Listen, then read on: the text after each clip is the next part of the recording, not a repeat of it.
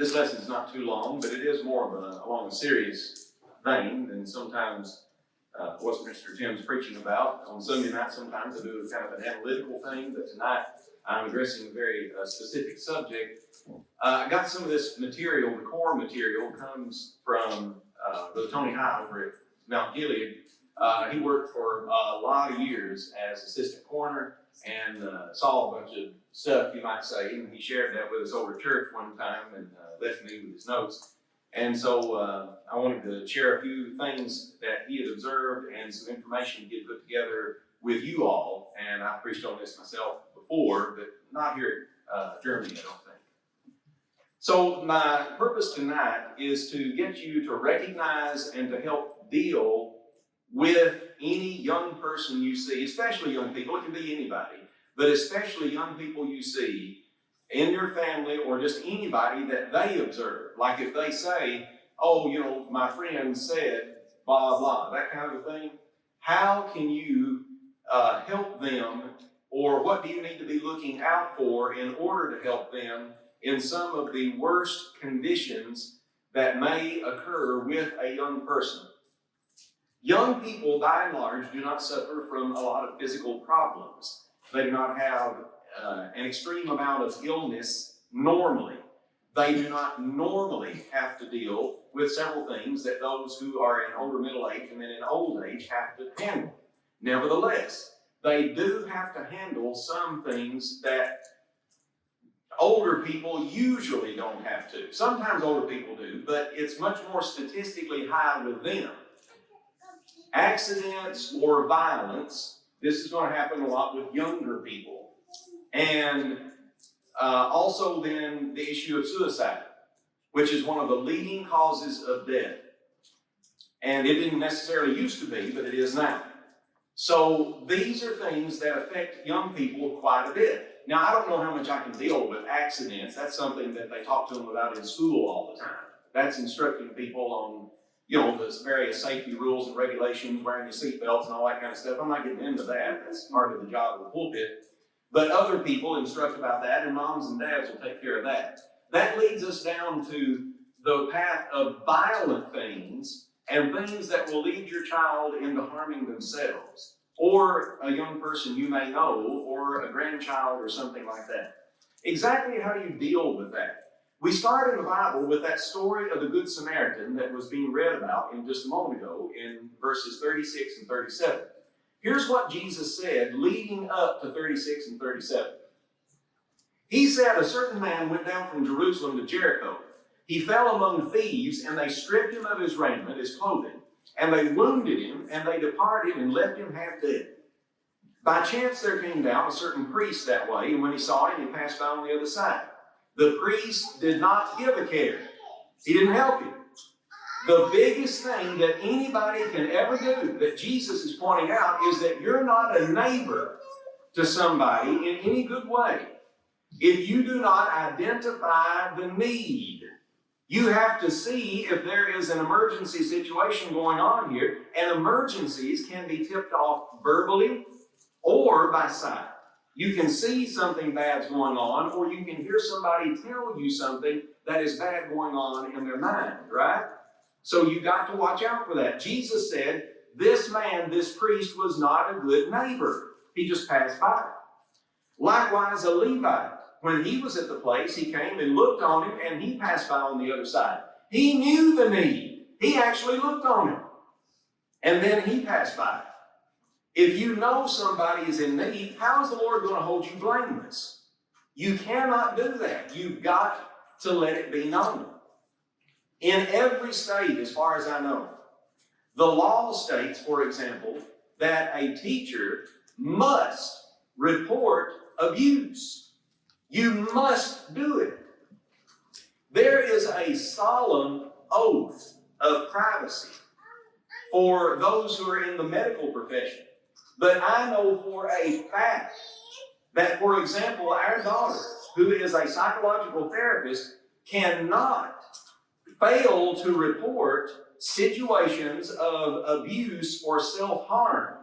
They must report that. I don't care what she signed, what she promised. It is all given upon the condition you're not hurting anybody and you're not hurting yourself. If I get indication of that, then I'm not bound by any oath I made. If that has nothing to do with it, I'm reporting it immediately. There is no privacy in that situation.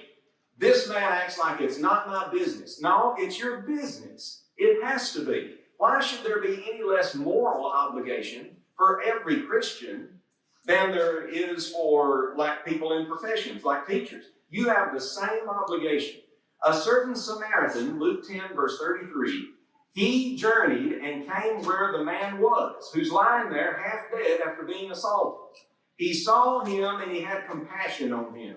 He went to him and he bound up his wounds, pouring in oil and wine, and he set him on his own beast, and he brought him to an inn, and he took care of him. Then on the next day, he departed and he took with him 2 pence, that's an amount of money, and he gave them to the host of the inn. And he said to him, take care of him, and whatever you spend more when I come again, I'll repay you. And Jesus said, which one of these 3 do you think was a neighbor of him that fell among thieves? You know who the good neighbor was. It's the person who cared enough to actually invest themselves and to do what they could to make a difference. There is a difficulty nowadays in young people's lives that a lot of us did not experience. There are specific technical reasons why we did not experience it, but there are also relationship differences that explain why we do not experience it. There are statistics to back that up. I may share with that just a little bit with you in a moment. But let's deal with the 2 reasons, first of all. The technical reason why a lot of young people feel stressed nowadays when we didn't feel the stress is that they are being asked in many ways to grow up when I was still allowed to be a kid. When I was the age of these boys over here, these girls over here, even when I was the age of, Levi and Sawyer, I didn't care about anything. I'm not telling you boys not to care about nothing. I'm saying I didn't, because I don't care how immature your folks think you are. I had both of y'all beat by a mile, okay? I mean, I was like as immature as some of those boys you saw in church camp. In the cabin, yeah. I was in there with that. So, I'm telling y'all, I didn't have worries. Children are being asked to grow up very quickly because they're exposed to so much. How are they exposed to it? You know how, don't you? Because of modern media. The ability to communicate in so many ways has established the ability to get quicker information to you, information you're not ready for in life. You're not ready to deal with that. I want to go out in the yard and play with sticks and bugs and junk like that. I don't want to mess with all that stuff. And they're being told nowadays you need to know about it and you got to mess with it. That's a shame, but it's just the way the world is. Therefore, you got to be especially careful nowadays. So that's the technical reason why, because of the exposure to mass communication and modern means of exchanging that information and communication. All right. The deeper, profound reason that children have a hard time handling all this information and constant communication that comes to them now is because they don't have the structure, especially at home, to deal with it. You take a young person and you wonder, why are they so worried about what another young person thinks of them? Why are they a victim of cyberbullying? You know what that is? Many people nowadays should know what that is. That's where you use the mass communication methods in order to intimidate another person and in order to demean them. Anyway, why would they be bothered by that? Because I can tell you for a fact that we didn't have any cell phones when I was a kid, but I know for a fact if I had had one, I could care less what any of y'all thought about me. You understand what I'm saying? I don't care. You want to call me something? Back then they did that in school or whatever. I don't care. Water off a duck's back, man, doesn't bother me in the least. You say, Tim, why didn't it bother you what anybody else thought about you? My friends, I love all of you. I'd like to count all of you as my friend. But if none of y'all were my friend, my mama still loves me. Do y'all follow what I'm saying? I didn't need anybody because I had somebody. Even before I knew the Lord, I had a base of love and I knew it was there for me. These children nowadays don't necessarily feel the connection to anyone, whether it be siblings or parents, and therefore they can have severe difficulties with receiving rejection from their peer group. That bothers them in the extreme. So there's your relationship difficulty that is a structural problem in society, combined with them having all this information shoved on them, which tells them you got to conform to what I want you to do, or if not, I'm going to harass you, and they just can't deal with that very well. All right, so let's get back now that we understand some of the challenges facing them and such, and let's talk about it for just a moment. Some of this I'm giving you is information directly from Brother High, and others, of course, are just me speaking it my own way. So I tell you that beforehand because I don't want to try to plagiarize anything from him, but at the same time I want to be free with all the information I have. In recent years, a series of bully-relating suicides in the U.S. and across the globe have drawn attention to the connection between bullying and suicide. Though too many adults still see bullying as just part of being a kid, it is a serious problem that leads to many negative effects for victims, including and up to the idea of suicide. What happens is that in the old days, they say, well, the kids are doing the same kind of thing they've always done. Yes, but we only had to deal with it within our own little world back then. The psychological pressure of thinking everybody sees what that person told me and how that person put me in my place. You know, when we were children and we had defined what I call the pecking order. I don't know how girls find it, whoever can pull hair the hardest. I don't know how y'all establish it. But just adding a little bit of levity there in the thing there. With guys, there was definitely a pecking order. I wasn't the lowest on the rung, I wasn't the highest. I just was, you know what I mean? I was in there and I knew my place. I knew who I could pick on and I knew who picked on me. Now, I didn't care about the guys that picked on me. In other words, I wasn't really afraid of them because, you know, I was like, forget you, I don't need you. You're a stupid oaf, you know, I just, whatever. But even though I didn't live in mortal fear of them or anything, I didn't like it. But it was just the way it was. That has always been. So why more suicides now? Somebody can say, oh, well, they just need to learn how to deal with it, or that's part of being a kid. No, it's not. Because nowadays, they are having to deal with it in the sense of, he just wasn't bugging that other kid during PE, and a few people saw it, and that was the end of it. No, everybody talks about it, word spreads, that's what the person gets known for. Everything just kind of blows out of proportion for everything that happens, right? Every little thing that happens, it gets blown out of proportion. And there's, oh, and so was reported to this person. And then there's like this report on it. And you even get police involved and everything. Though you want people to deal with the situation, everything gets blown into something huge and everything goes to besmirch your reputation. Everything. And it's so difficult on a young person to handle that. It's just not the same as when we were children. Therefore, I cannot think of a single child when I was in school, even those that were way down on the pecking order, that thought of that as such a bad thing that their life was considered worthless. But nowadays, children definitely do feel that way. Many people may not realize that there is a link between things like bullying and suicide, but it definitely is. And some people may take solace in the idea of saying, well, I'm not personally a bully. Well, maybe not. But that doesn't mean that you shouldn't stand up for somebody that's being bullied. Did you reach out to someone that was in that kind of a situation? Did you try to get them to put it in context? Did you ever teach them or show them the principle of sticks and stones? Well, so-and-so said something about me.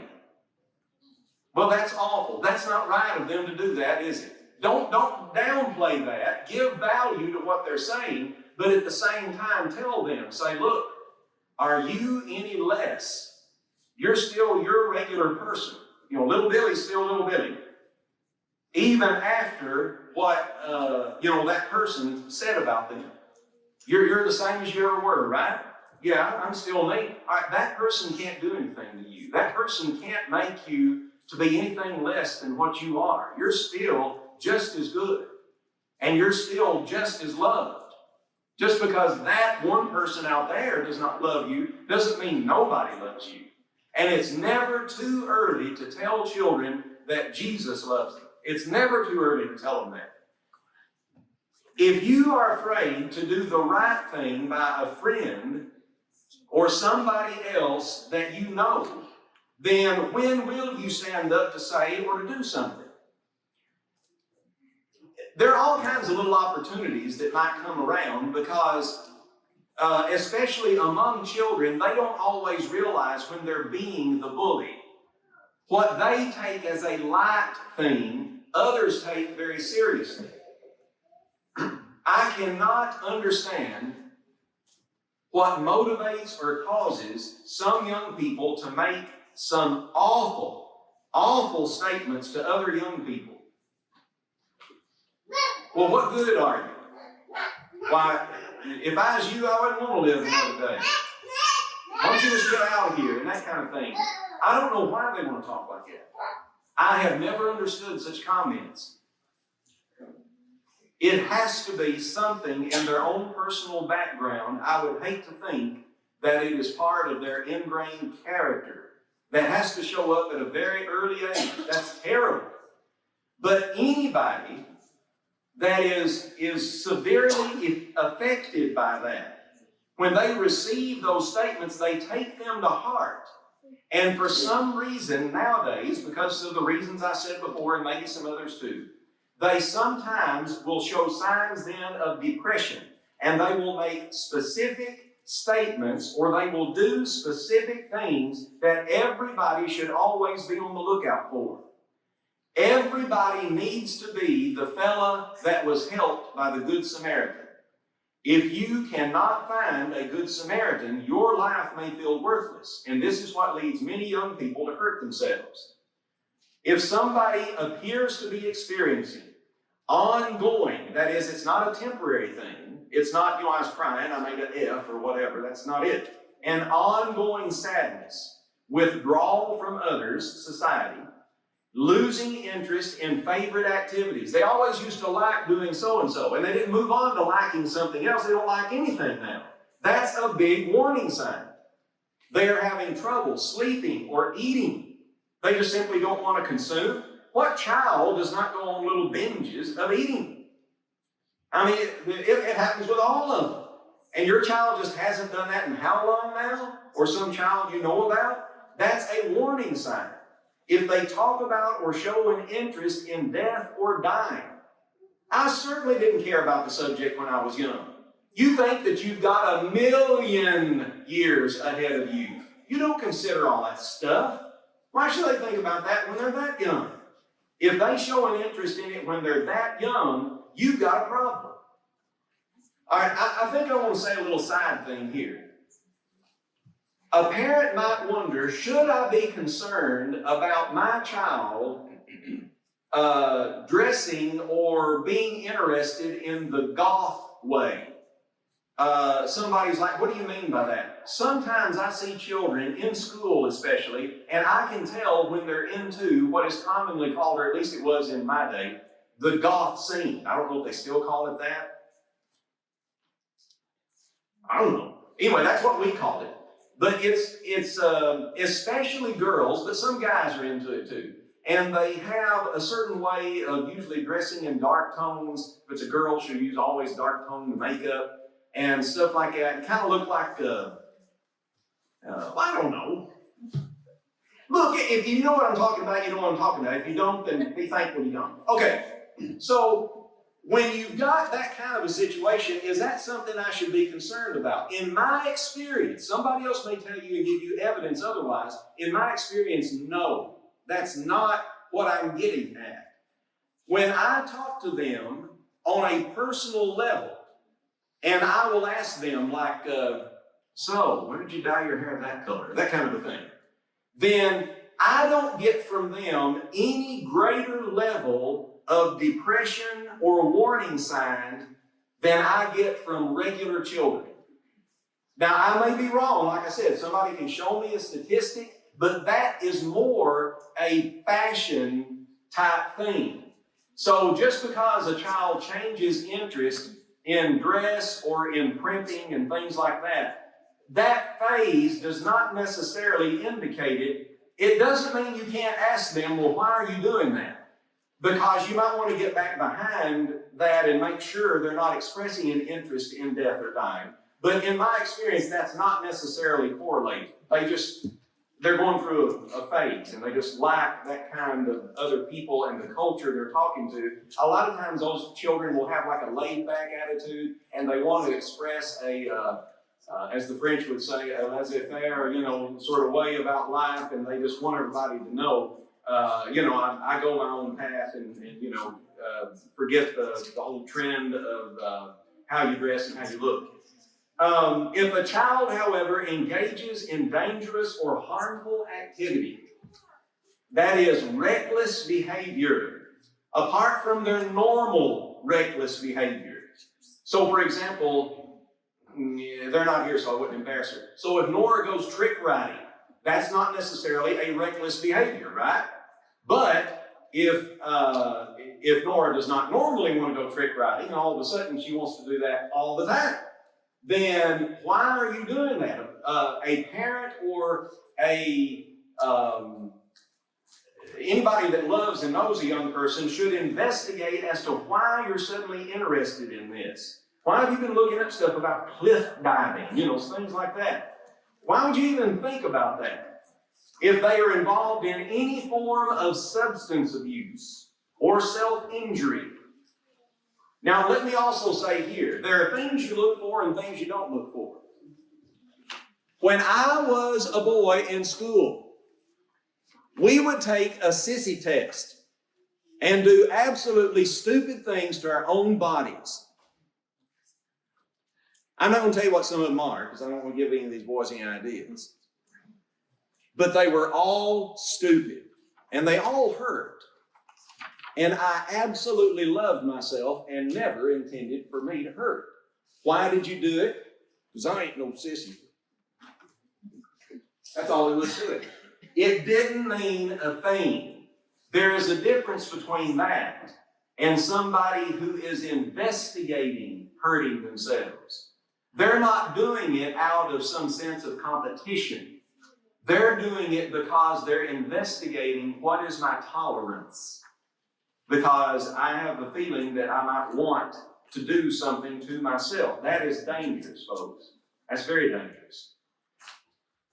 If a teen is displaying, or any young person near that age, comments that would suggest that the world is better off without them, that is not a normal statement to make in any form or fashion. If they say or express that they cannot handle XYZ, whatever that thing is, what do you mean you can't handle it? You got to get them to come out about that. They have to explain themselves. What do you mean you can't handle it? If they start giving personal items to people that they would not normally give away, why would you do that at this time? There's got to be a reason behind that. Any of these things that do not have adequate resolution and adequate explanation for are cause for somebody to contact a counselor, a doctor, their preacher, or even to take them to the emergency room. They have to have an adequate explanation. And if they don't, then you have to pursue it. That's just the way it is with youngins.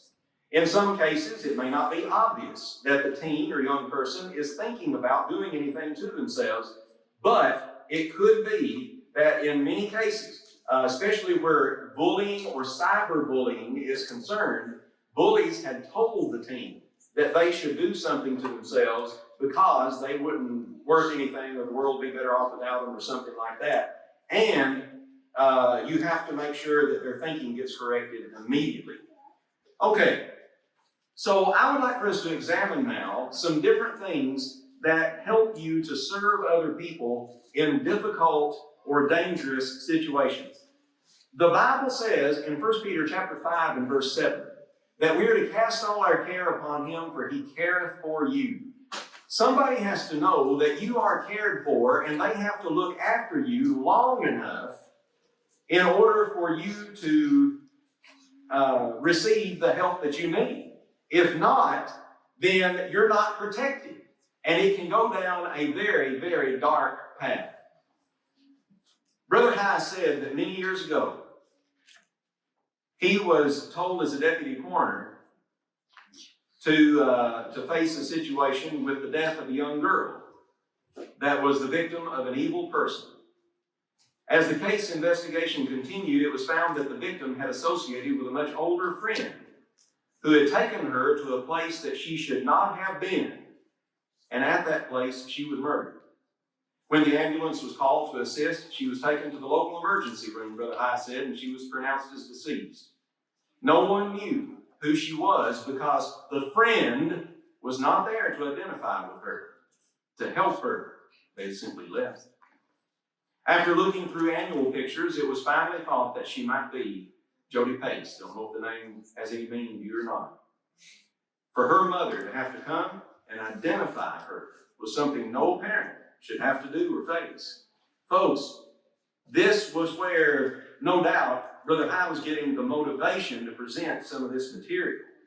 You do not know the effect on a young person's psyche when they are bombarded with different information to tell them you're supposed to be a part of this group or to go here or to do that, and it can get them in trouble. Even if they would not normally hurt themselves, they might get in a situation where they'll be where somebody else can hurt them. All right? That's why you've got to know. Your child's not always going to tell you where they've gone as they get older. But they should at least feel compelled to tell you. In other words, I'm not going to tell you that I always told Mama where I was at. But I did know that by not telling her or by running around without telling her that I was doing wrong. That I didn't feel good about it. You've got to have that instilled in the child. What kind of clique, what kind of group does your child run around with? We had our 40th school reunion recently, I told you. And you could see the different groups, even at the 40th reunion, that had run around with each other there at the 40th reunion. I can still remember, one of my old friends, Jeff Allison, was there. I can still remember back in the day, because sometimes I would go over and stay at Jeff's house. And he was like, well, Mama don't want so-and-so to come over to my house. And I was sitting there with him. He said, she don't mind you coming over, Tim. And I said, that's right. I said, I'm wholesome. I wasn't as wholesome as I should have been, but I was relatively wholesome, okay? When he said that and when I said that, we both knew what he was talking about. Who you running around with, boy? His mama wanted to know, didn't she? That's a good mama. You see what I'm saying? Who's he running around? Now, that doesn't mean that she knows every little thing he's doing every moment of the day. It's impossible. You just can't do that. But she was concerned about what his clique was, what his little inner group was. And if you're around children that you can say, that's a solid person, and they have a family that loves them, then that will keep them from being exposed, even today in the modern world of communication, to so many things that they feel as if nobody's got my back and I cannot confide in anyone. Children will sometimes confide in their friends before they will, even their mom and dads. Therefore, if their friends are reliable friends, then they will not be in a situation like that young lady was found in, where your so-called friend just dumps you and leaves you to be exposed to abuse and even death. Be the type of Christian teammate, friend, that will tell your friends not to go to a place that's dangerous, will contact the parents and tell them of their concerns, listen to those children, older people, and instruct them of the dangers that they will face in the world. I don't care if they think it's old and cliche, tell them anyway. You'll have a better life if you do better than what I did. There are many things that are involved in the Christian caring system. It involves conscientiousness, that is, having a conscience to your fellow man. It involves compassion, as in the case of the Good Samaritan in Luke chapter 10. It involves contact, knowing who's who in the circle of people around your child, your grandchild, or anybody else. Who is constantly in contact here? Exactly what is it that they keep on talking about over the phone? Who is it that they keep on talking to lately? Why are they not talking to other people so much? Are they well-rounded in that regard? My friends, the Bible points out to us in many places that people should identify with and know the blessings that God has given them and the ability that they have to serve Him regardless of what anybody else thinks or does. Let's go over now to the book of Romans, in Romans chapter 12 and in verse 10. It says, be kindly affectionate. Now this means you be devoted, okay? One to another with brotherly love. So the devotion with love is an honor where one person prefers another. This is the kind of love that Jesus had for us. God so loved the world that He gave His only begotten Son. God didn't look at the world and say, hey, not my problem. God looked at the world and He said, I will fix it. I will help them. Likewise, He said, you adopt the same attitude. Be devoted, kindly affectioned, devoted to each other with that brotherly love, and you will help your young person or anybody else to do well and to overcome. My friends, many things that we've said here tonight you can actually apply to someone who is older as well. The main point is that somebody has to be motivated to do something, not just let a hurting soul just go on their way. We cannot stand by and do nothing when it comes to other people. Whatever you notice, follow up on. Hebrews 13 and verse 16 says, do not neglect to do good and to share what you have, for such sacrifices are pleasing to God.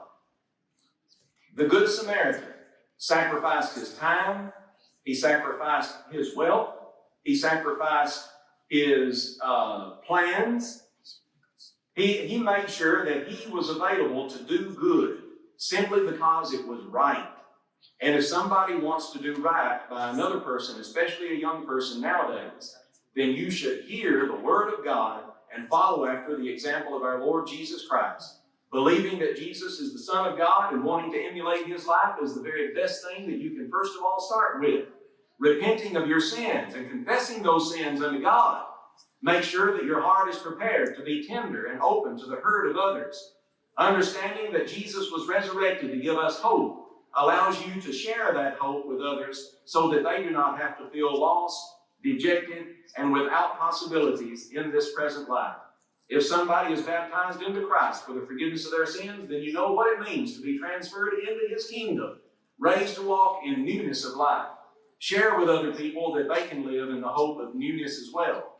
And I hope that you see the need then to obey God tonight from that. If there's any way that we can help you, won't you come unto Jesus as we stand and sing.